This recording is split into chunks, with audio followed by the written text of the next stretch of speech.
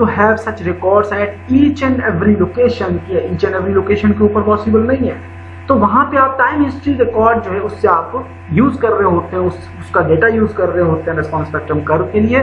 Further the seismic analysis of structures can not be carried out simply based on the peak value of ground acceleration, as response of structure depends on the frequency content of ground motion and its own dynamic properties. क्या हमेशा हर जगह पे आप just एक peak value से आप जो है वो overall response of the structure measure नहीं कर सकते. आपके पास जो है वो अदर पैरामीटर्स भी आ जाते हैं, फ्रीक्वेंसी है, ग्राउंड मोशंस हैं, डायनामिक प्रॉपर्टीज हैं. इन तमाम डेटा को आप कम्युलेटिवली कलेक्ट करके अपना एक रिस्पॉन्स कर्व डेवलप करते हैं. To overcome the above difficulties, earthquake response spectrum is the most popular tool in the seismic analysis of structure. जैसे मैंने आपको बताया कि seismic history analysis को हम यूज करते हैं ओवरऑल जो है रिस्पॉन्स स्पेक्ट्रम कर्व डेवलप करने के लिए, जिसके अंदर जहाँ पे आपने डेटा seismic history analysis का उठाया, अगर आपके पास किसी रीजन के अंदर करंट डेटा अवेलेबल नहीं है तो सीस्मिक का हिस्ट्री डेटा आपने उठाया, टाइम हिस्ट्री एनालिसिस का, उसको आपने एनालाइज किया बाय प्लॉटिंग अ रिस्पॉन्स स्पेक्ट्रम कर्व, और उस रिस्पॉन्स स्पेक्ट्रम कर्व को ईच एंड एवरी लोकेशन के ऊपर आप यूज कर सकते हैं जहां पे इवन आपके पास डेटा रिकॉर्ड अवेलेबल नहीं है. So there are computational advantages in using the response spectrum method of seismic analysis for predictions of displacements and member forces in the structural system. कि आपके पास various chances available हैं जिससे आप एक accurately predict कर सकते हैं overall response of the structure. So response spectrum method किस तरह से काम कर रहा होता है? Let's suppose we have a time and peak ground acceleration का एक चार्ट हमें given है. It is a plot of peak value of response quantity of interest. For example, rate of displacement we have u as a function of natural time period. यहाँ पे हमारे पास जो chart given है उसमें acceleration with respect to time period का chart given है, और any related parameters such as circular frequency और cyclic frequency, circular frequency है या cyclic frequency है, या हमारे पास जो है वो एक maximum peak displacement है या peak acceleration है with respect to time period, उसको हम किस तरह से consider करते हैं. अब यहाँ पे आपको इस पिक्चर ए के अंदर या फिगर ए के अंदर आप देख सकते हैं कि we have a ground acceleration history is given with respect to time. Select a certain value of damping ratio, हम डैम्पिंग की कोई वैल्यू चूज करते हैं, उसके बाद हम कैलकुलेट करते हैं the response of the single degree of freedom system for each value of time period. अब यहाँ पे हमारे पास ये एक चार्ट था, इसी तरह से हमारे पास डिफरेंट जो है वो लेट्स सपोज चार्ट्स अवेलेबल हैं, तो उन चार्ट्स में से हम डिफरेंट वैल्यूज को किस तरह से नोट आउट करते हैं, फाइंड आउट करते हैं.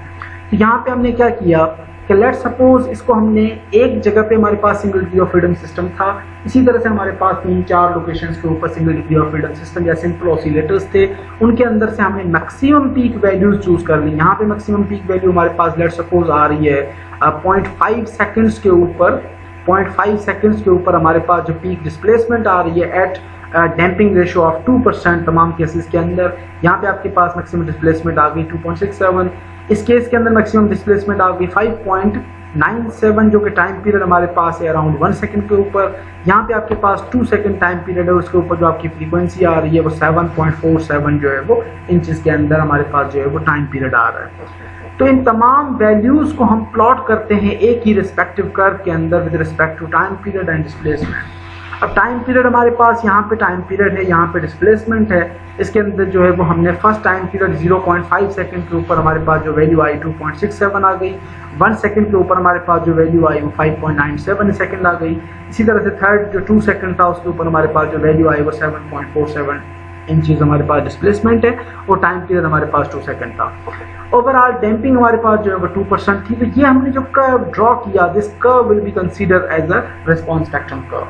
अब हम किस तरह से डिस्प्लेसमेंट्स को कंसीडर करते हैं एक रिस्पॉन्स स्पेक्ट्रम कर्व बनाने के लिए, पीक एक्सीलरेशंस को कंसीडर करते हैं या पीक वेलोसिटीज को कंसीडर करते हैं. इसी तरह से आप जो है वो डेटा को एक्सट्रैक्ट करते हैं एट कांस्टेंट, हमारे पास जो है वो डैम्पिंग रेशियो होता है उसके ऊपर. ये सारी चीज़ें जो है वो मजीद आपको क्लियर हो जाएंगी जब हम डिज़ाइन एग्जाम्पल्स वगैरह सॉल्व करेंगे. Similarly calculate and plot you maximum for other values of time period, हम इसी तरह से जो है वो टाइम पीरियड को कंसीडर करते हैं. So in again we have here El Centro earthquake, जिसकी हमें डिटेल हमारे पास अवेलेबल है 18/1940 का. यहाँ पे आपको एक कंप्लीट चार्ट नजर आ रहा है. अब इस चार्ट के अंदर से हमारे पास जो है वो with respect to peak ground acceleration था. इसी रीजन के अंदर हमने जो है वो डिफरेंट सिंपल ऑसिलेटर्स चूज किए. यहाँ पे हमारे पास जो है वो डिफॉर्मेशन या डिस्प्लेसमेंट के कर्व्स नजर आ गए. अब फर्स्ट कर्व के अंदर मैंने ऑब्जर्व किया कि जो मैक्सिमम वैल्यू है वो 2.48 इंचेस या 2.48 इंचेस जो है वो हमारे पास पीक डिस्प्लेसमेंट है, जो कि 2% के अंदर अगेन काम कर रहा है, और यहाँ पे टाइम पीरियड हमारे पास 0.5 सेकंड्स का है। इसी तरह से सेकंड केस के अंदर हमारे पास जो है वो मैक्सिमम डिस्प्लेसमेंट 6.16 इंचेस आ रही है, जिसका टाइम पीरियड 1 सेकंड है। थर्ड केस के अंदर मैक्सिमम डिस्प्लेसमेंट हमारे पास जो है वो वैल्यू आ रही है अराउंड 8.84 इंचेस और टाइम पीरियड हमारे पास 2 सेकंड्स है। तो जब हमने एक कर्व डेवलप किया, यहाँ से पीक वैल्यू हमारे पास आ गई एक, यहाँ से पीक वैल्यू हमारे पास आ गई दूसरी, और यहाँ से पीक वैल्यू हमारे पास आ गई तीसरी। ये हमारे पास जो कर्व जनरेट हुआ, this curve again will be considered as a deformation और डिस्प्लेसमेंट रिस्पॉन्स स्पेक्ट्रम कर्व। ये हमारा डिस्प्लेसमेंट रिस्पॉन्स स्पेक्ट्रम कर्व कहलाता है। इसी तरह से अगर मैं एक्सीलरेशंस का एक 3 और 4 डिफरेंट स्पेक्ट्रल सिस्टम्स का single degree of freedom system oscillators का डेटा कलेक्ट करता, तो हमारा वो कर्व क्या कहलाता, एक्स जो हमारे पास एक्सीलरेशन स्पेक्ट्रल रिस्पॉन्स। उसके बाद हमारे पास अगर हम वेलोसिटीज को कंसीडर करते तो हमारा पीक ग्राउंड वेलोसिटीज या जो है वो velocity spectral response curve develop हो जाता। So if we calculate the maximum response for a range of values of frequency and damping and portrays the results graphically, we then have a spectrum chart that shows the maximum response of all possible single degree of freedom systems to that component of earthquake। कि वहाँ पे आपको उन तमाम single degree of freedom system के लिए एक response curve develop हो जाता है जो हमें पीक वैल्यूज को शो करा रहा होता है। इस रेस्पॉन्स स्पेक्ट्रम कर्व को हम किस तरह से ड्रा करते हैं, वो सारी चीज़ें जो है वो आपको मजीद क्लियर हो जाएंगी। लास्ट लेक्चर के अंदर भी मैंने आपको एक चार्ट के अंदर तमाम वैल्यूज़ को प्लॉट करके एक जो ग्राफ हमने डेवलप किया था वो भी आपको क्लियर हो गया होगा। सो यहाँ पे response spectrum again the method involves the calculation of only the maximum values of displacement and member forces in each mode of vibration using smooth design spectra that are the average of several earthquake motions। अब last class में आपने देखा था कि हमने different values को जब plot किया, उन डिफरेंट वैल्यूज से हमारे पास जो एक कर्व जनरेट हुआ रेस्पॉन्स स्पेक्ट्रम का है, मैक्सिमम जो हमारे पास एक वैल्यूज का जो कर्व जनरेट हुआ उसके अंदर थोड़ी सी इरेगुलर वैल्यूज आ रही थी इन द स्टार्ट। हमने वहाँ पे कोड की सजेशन के हिसाब से उसको यूनिफॉर्म कंसिडर कर लिया, स्मूथ कर दिया उस रीजन को, तो स्मूथ पोर्शन की वजह से हमारे पास जो है वो एक नॉर्मल या वाइड रेंज के लिए हम उसको यूज कर सकते थे। तो यहाँ पे हमारे पास वही चीजें हैं कि the maximum values of displacement and member forces in each mode of vibration आप कंसीडर करते हैं by using the smooth design spectra जो कि आपने लास्ट क्लास के अंदर बनाया था। Response spectra are curves plotted between maximum response of single degree of freedom system subjected to specified earthquake ground motion and its time period or frequency. Response spectrum can be interpreted as the locus of maximum response of single degree of freedom system for a given damping ratio। तो जिस specific damping ratio के ऊपर तमाम degree of freedom systems जो single degree of freedom system का data था उसको हमने एक कर्व के अंदर प्लॉट किया, और वो कर्व हमारा बेसिकली रेस्पॉन्स स्पेक्ट्रा कर्व कहलाता है।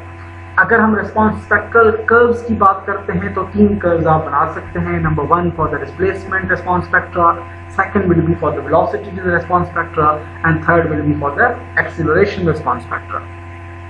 Response spectra thus helps in obtaining the peak structural responses under linear range, which can be used for obtaining lateral forces developed in structure due to earthquake, thus facilitates in earthquake resistant design of structures। तो हमारे response spectrum जो है वो हमें एक overall peak structural response को obtain करने में हेल्प करता है, और हम ओवरऑल जो है वो अर्थक्वेक रेजिस्टेंट स्ट्रक्चर जो है वो इजीली एंड सक्सेसफुली बना सकते हैं। Usually the response of a single degree of freedom system is determined by time domain or frequency domain analysis, and for a given time period of system maximum response is that। ये वही चीज़ें हैं जो हम already discuss कराए कि time period हमारा use हो सकता है with respect to the acceleration, frequency हमारी यूज हो सकती है with respect to the acceleration. तो time domain and frequency domain दोनों अलग अलग हम यूज कर सकते हैं, और सामने जो हमारे पास होता है वो मैक्सिमम रिस्पॉन्स होता है। This process is continued for all the range of possible time periods for single degree of freedom system. Finally, plot with the system time period on the x-axis and response quantity in terms of displacement, velocity or time in the y-axis in the required response spectra pertaining to specified damping ratio and input ground motion। तो तमाम values को हम x axis के ऊपर हमारे पास जो है वो टाइम पीरियड आ गया या नेचुरल फ्रीक्वेंसी आ गई। उसके बाद जो है वो हम वाई एक्सिस के ऊपर डिज़ाइन स्पेक्ट्रा या जो है वो spectral acceleration, spectral velocity, spectral displacement की वैल्यूज रखते हैं और इसी तरह से जो है वो हम एक सेम प्रोसेस को कैरी करते हैं with the different damping ratios to obtain the overall response spectra. इससे हम वैल्यूज को कैलकुलेट करते हैं और एक कर्व डेवलप करते हैं, that curve will be known as the response spectrum curve. Now what's the origin? Origin हमने लास्ट क्लास में भी थोड़ा सा एक ओवरव्यू किया था कि this was the first concept was proposed by Biot during his final PhD dissertation, जिसके अंदर उन्होंने सजेस्ट किया था कि रिस्पॉन्स स्पेक्ट्रम का idea in 1934। So in the start, response spectrum method remained in academic sphere of research for many years and did not gain widespread engineering acceptance until 1970s, because there were only a few well-recorded accelerograms कि वहाँ पे हमारे पास accelerogram जो है उस level के available नहीं थे उस रीजन के अंदर, टाइम के अंदर।